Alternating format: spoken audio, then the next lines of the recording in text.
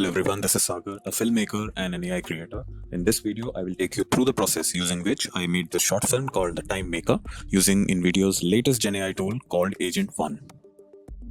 Now, the usual way is to upload your script and use a very simple prompt, a one-liner prompt talking about the film that you want to make or the video that you want to create. And in Video Agent 1 understands through your script, through your treatment, and starts to create it. However, since I have my extensive specific prompts ready here, I would like to try using that one right at the start.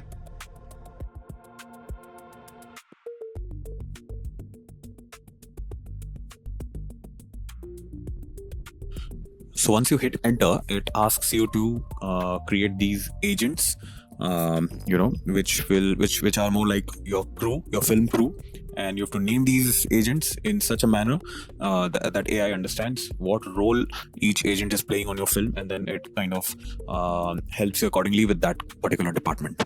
As you create an agent, you see this kind of a user interface where the screen is divided into two, where on the left hand side it's a chat box and you can chat with the agent, and on the right hand side you have two boxes, as I can see now. One is the context box, which is a very useful thing for all the agents and for everyone to look at all the information about your film that it breaks down using your script and your treatment. It actually kind of understands all the information really well, and it structures the information in such a way where it's all in one place and it's easily accessible even to you and to the other agents that you'll create here. So it has taken my prompt into consideration, and on basis of the prompt, it's now understanding and processing and structuring all the information. And once I gave it the script again, it promptly has this breakdown here where it has broken down the shots that I gave it. I initially gave it only 3 shots. I actually gave it an incomplete script for a 1-minute short film because so that it uses its own brain to guide me, to suggest and everything. So first it has broken down all the shots, and now it will use the description that it has come up with for these shots to further create the storyboard and the other things. And now when all of the information is up, I just asked it to go ahead and I just said, let's do it. So now immediately it has started to process and take all the information, and it has started creating the visual basis for me to understand what the film would look like. And based on my description, my script and treatment, it takes everything into account and it starts to now generate things. So one thing I really like about Agent 1 is the way it kind of categorizes and it generates your location references, your character references, and your lighting and color style, your mood in separate sections for you to see and to choose. So it's not like you've given a description and it's rendered an output. It's not that with Agent 1, which really sets it apart from other tools. It actually, like a human assistant, it brings you references based on what you've told it. I looked at the early generations that it had created, and I looked at the character canvas, and this guy did not look Indian at all. My story takes place in Bhopal in India, and the character looks East Asian. The mood board looks good. I mean, for a first attempt, the lighting is good, it's cinematic, but it's still not there.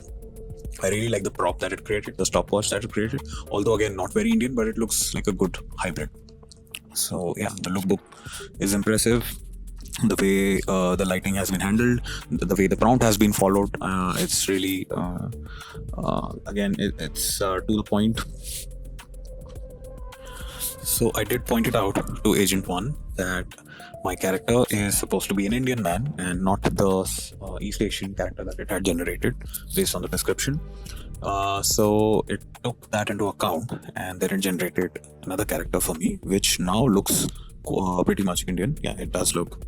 It has this rustic skin, and it looks like an experienced clockmaker or something. It has perfect traits. Now the best part is, one of the best parts here is the way all these creations are numbered. So you don't have to you don't have a problem referring to any of these images or the set of images.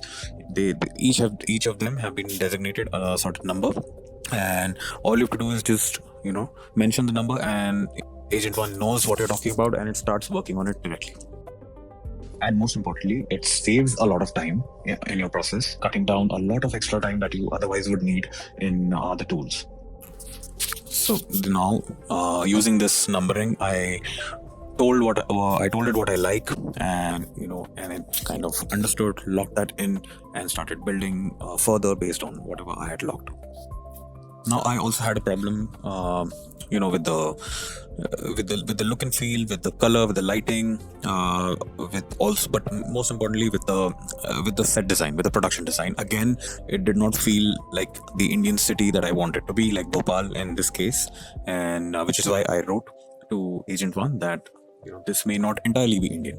And to my surprise, it understood this line really well and started creating something. And I was really impressed with the result that it gave me after this. So it fixed the character, it fixed the production design, and it fixed the lighting and mood all in one go. And it was really impressive. It how Agent One understands what you want out of it, and how it remembers the context, how easily it understands the changes that you wanted to make. This really, really feels like you're talking to a human being, and it eases out the process of filmmaking as a whole.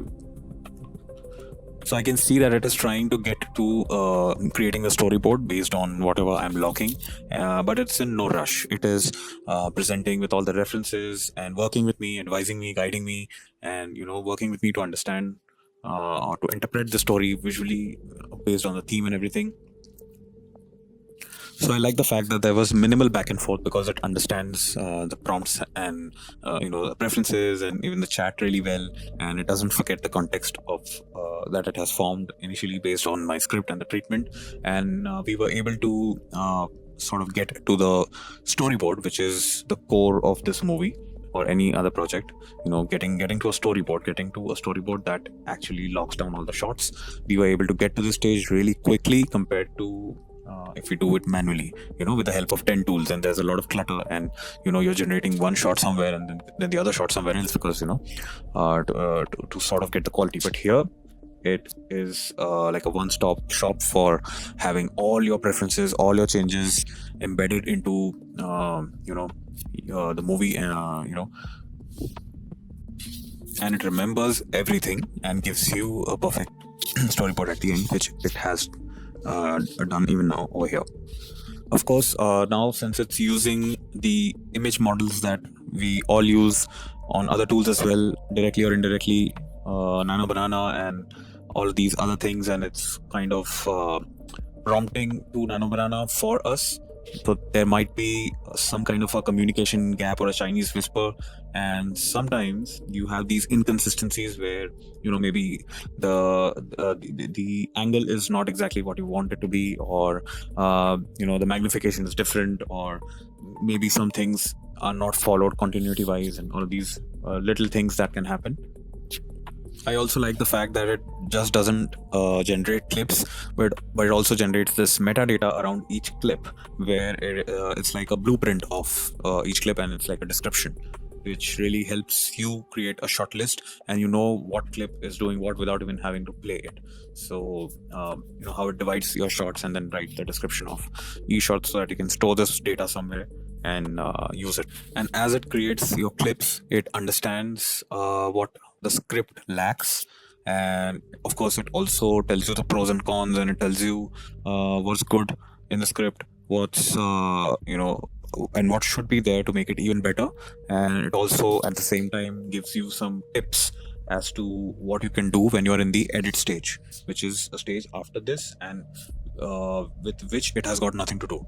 This is really impressive because it helps you design your clips accordingly, so that you can later on get the clips into the edit stage and edit them correctly.